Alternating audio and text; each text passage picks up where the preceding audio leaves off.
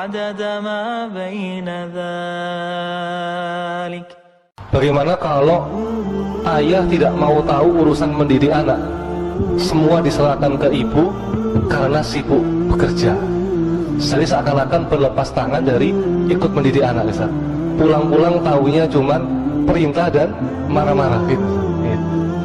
Ya, ini nanya bercurhatin.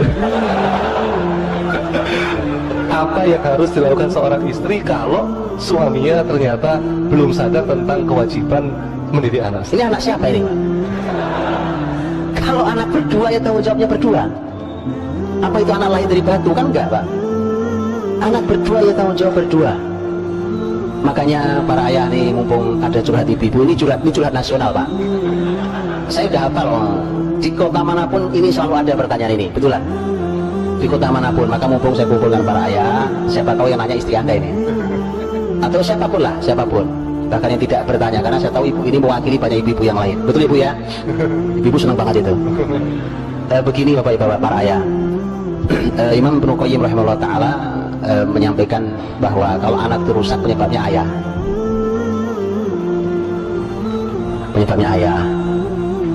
Karena tadi Bapak Ibu, ayah itu punya qawamah, kepemimpinan. Dan pemimpin itu kalau merusak, daya rusaknya luar biasa, betul kan? Pemimpin nih, kalau dia membuat kerusakan, itu kerusakannya massal dibandingkan yang berbuat rusak cuma orang kampung. Bisa ya? Karena kepemimpinan di rumah itu ada di suami. Kalau suami berbuat kerusakan itu ngebom massal.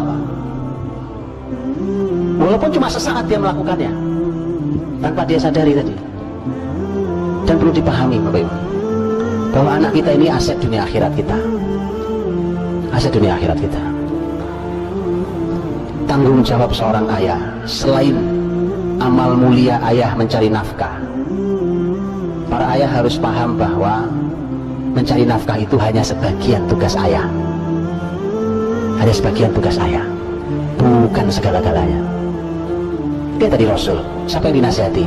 Sepupunya, bukan anak beliau, bukan cucu beliau, sepupunya. Itu mendapatkan bagian jatah dari nasihat Rasul sang ayah. Itu. Jadi nasihat salah satu tugas ayah.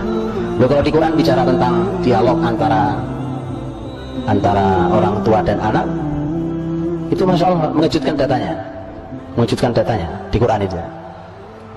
Karena di tesis S2 tentang di Ummul Qura tentang hiwar aba mal abna fil Qur'anil Karim wa tatbiqatu tarbawiyah, dialog antara dialog antara orang tua dan anak dan aplikasi tarbawinya. Itu ternyata si peneliti tesis ini mengatakan di Quran itu ada 17 dialog, ada dalam 9 surat. Dan ketika didata, ternyata dialog ayah pada anak itu 14 sendiri.